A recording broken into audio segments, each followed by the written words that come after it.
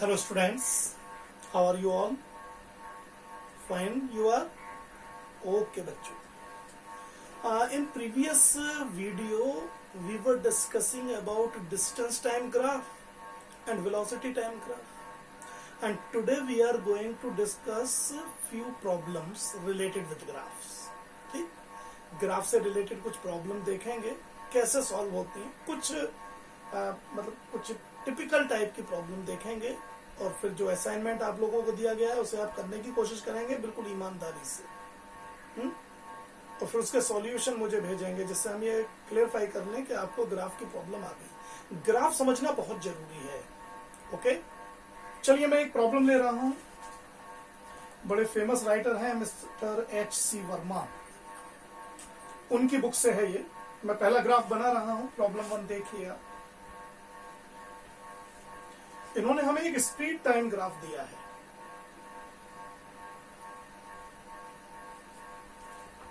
Zero, 10, 20,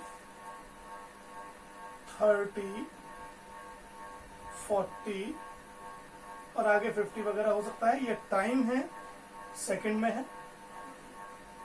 similarly here it is given as 5, 10, 15। ये speed है and it is in metre per second. The graph is like that कि पहले 10 second में 10 तक पहुंच गई है स्पीड, तो ग्राफ इज दिस। फिर 30 सेकेंड तक यूनिफॉर्म स्पीड से चला है, graph is like this.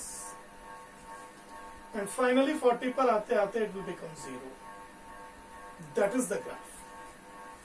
And now they are saying find the distance traveled in the time interval 0 to 40 second। Means आपको टोटल जो भी डिस्टेंस कवर है वो यहां निकालना है। यहां टोटल डिस्टेंस कितना कवर हुआ है। देखिए अगर आप ध्यान से देखें ना तो इसे आप चाहे तो 3 हिस्सों में भी डिवाइड कर सकते हैं और चाहे तो ये भी कह सकते हैं कि the distance cover is area under graph. और एरिया अंडर ग्राफ, ये पूरा ग्राफ है तो ये कंप्लीट एरिया जो है ये सब एरिया अंडर द ग्राफ में ही काउंट होगा।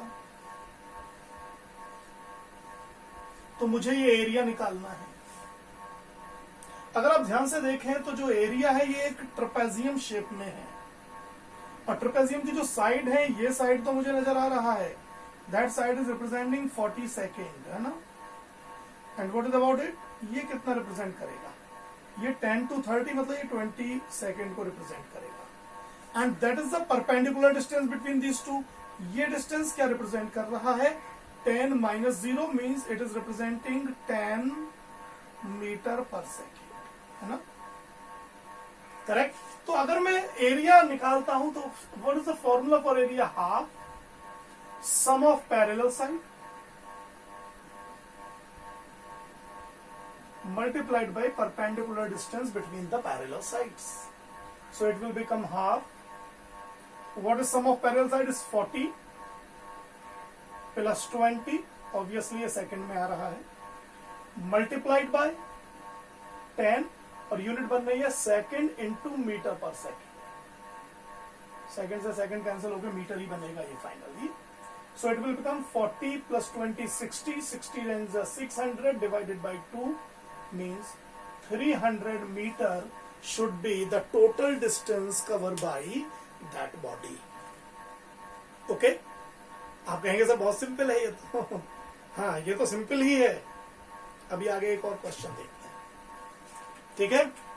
नोट करके इसको मिटा दीजिए। चलिए आगे देखिए। अब सेकंड क्वेश्चन देखिए, धीरे धीरे डिफिकल्टी लेवल बढ़ाएंगे। It is question number 2। Graph को ध्यान से देखिएगा। एक ऑब्जेक्ट है जिसकी वेलोसिटी है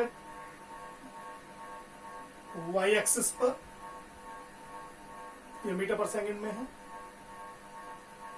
और टाइम लिया गया है एक्स एक्सिस पर, ये सेकंड में है। टाइम्स आर 0, 2 4 6 speeds are 1 2 बस 4 सेकंड तक आते आते अपनी स्पीड को 2 मीटर पर सेकंड तक मेंटेन करता है and finally the speed decreases to 0 in between 4 to 6 second 4 पर ये मैक्सिमम स्पीड एक्वायर किए हुए हैं। ठीक है सर, चलिए अच्छी बात है। ये जो इन्होंने हमसे कहा है, ये कहा है it is velocity time graph. ये वेलोसिटी टाइम ग्राफ है, v is velocity not speed. अब पहला क्वेश्चन है, is the motion uniform? Is the motion uniform? What is the meaning of this question? हम कब कहते हैं कि मोशन यूनिफॉर्म है? when object covers equal distances in equal interval of time, or in another way when its velocity, magnitude of velocity or speed is constant। लेकिन यहां तो velocity का लगातार इंक्रीज हो रही है या डिक्रीज हो रही है, तो क्या ये मोशन यूनिफॉर्म है? आंसर है बिल्कुल नहीं है सर, नहीं है। सेकंड पार्ट उन्होंने पूछा है, इज द एक्सेलरेशन यूनिफॉर्म?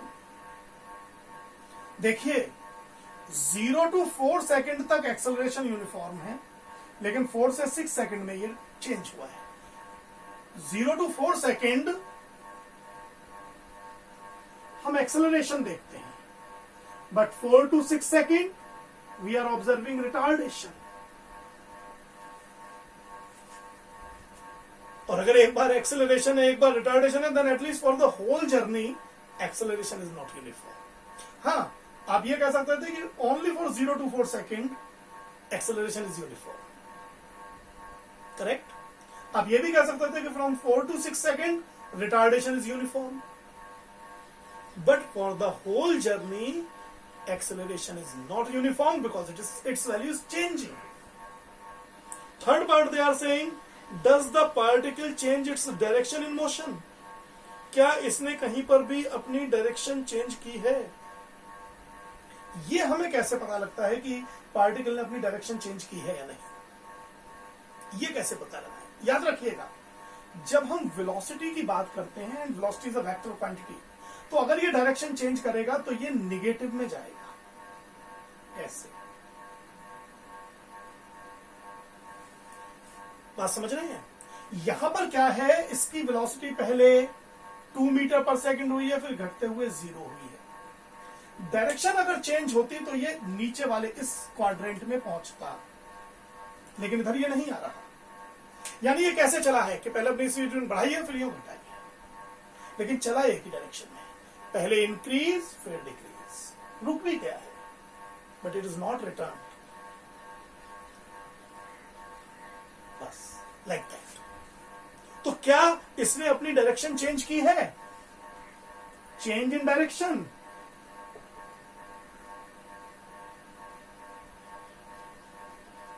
नहीं की है सर, इसने अपनी डायरेक्शन चेंज नहीं की। और finally they are saying, find the distance cover from 0 to 4 second and 4 to 6 second. अब मुझसे निकालना है distance cover in 0 to 4 second. 0 to 4 second ये वाला एरिया है भाई। अगर मैं इसको नाम दे देता हूं A B C D, तो डिस्टेंस ये आएगा एरिया ट्रायंगल ABD। देखिए ABD, and it will be half into 0 to 4 is actually 4 into that is representing perpendicular distance 2. So 2 to it is 4 meter. Similarly, अगर मुझसे कहा जाए distance from 4 to 6, it will be area of triangle BCD. Area under the graph. So it is half into 2 into 2. 2 is cancelled by 2. So it is 2 meter. And अगर total distance भी मुझसे पूछा जाता तो 6 मीटर हो जाता, correct. तो इस तरीके से मैं इसको निकाल सकता था आराम से। एक और देखते हैं, अच्छा एक और क्वेश्चन देखते हैं, उसके बाद फिर थोड़ा आपको असाइनमेंट देंगे।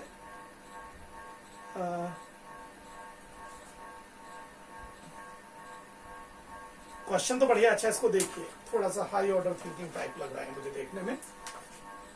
इसको मिटा दें? ओके, नोट जरूर कर लिया करिए इनको।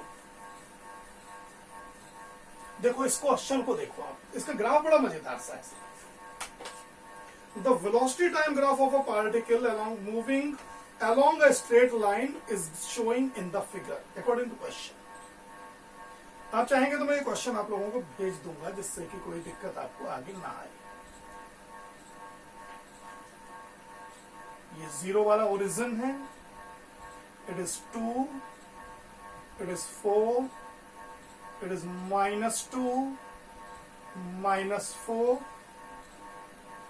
5 सेकेंड, 10 सेकेंड, 15 सेकेंड, और -4 से ये 10 से होता हुआ ऐसे ही निकल गया है। ये हमें दिया गया है, ये टाइम है इन सेकेंड्स, और ये है velocity not speed in metre per second.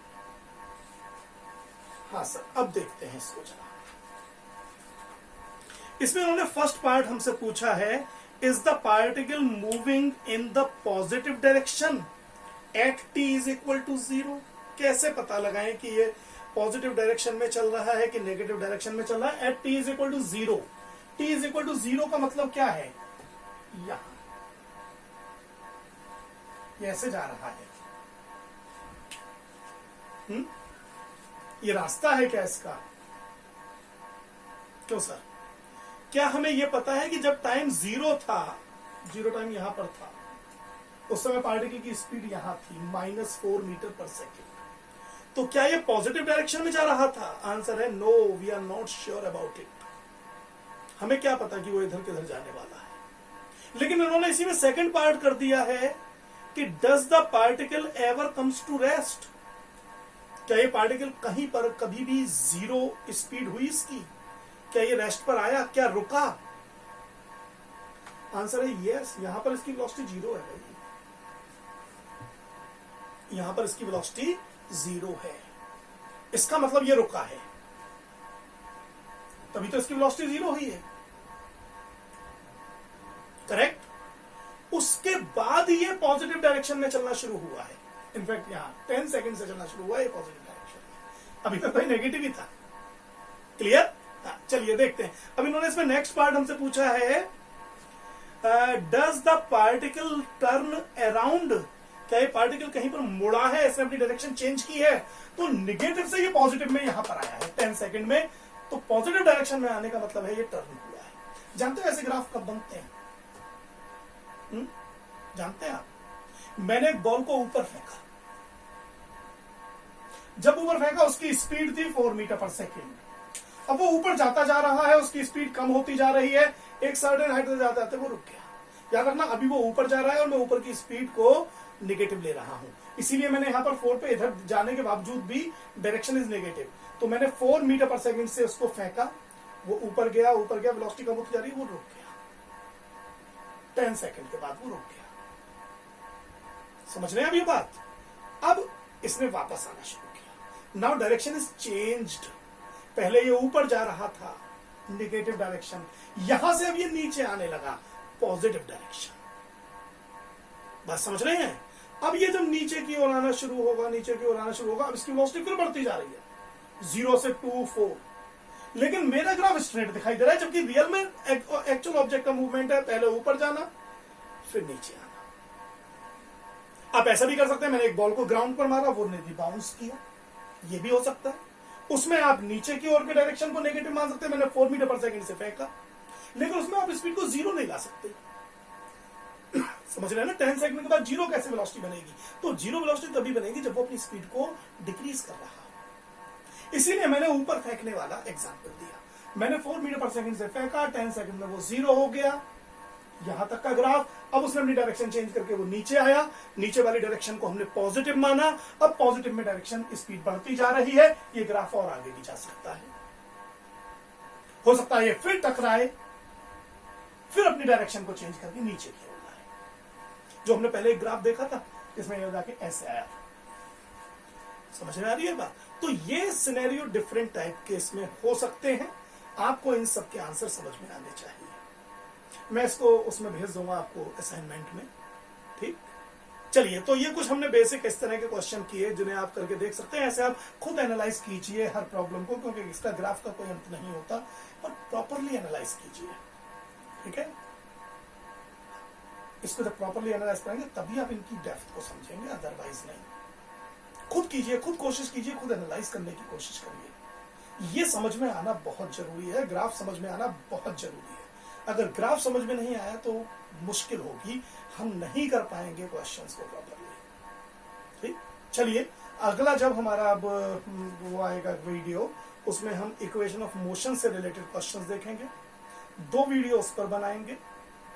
उसके बाद फिर असाइनमेंट ज्यादा देंगे आपको, सिलेबस थोड़ा रोक देंगे, असाइनमेंट्स ज्यादा चलाएंगे।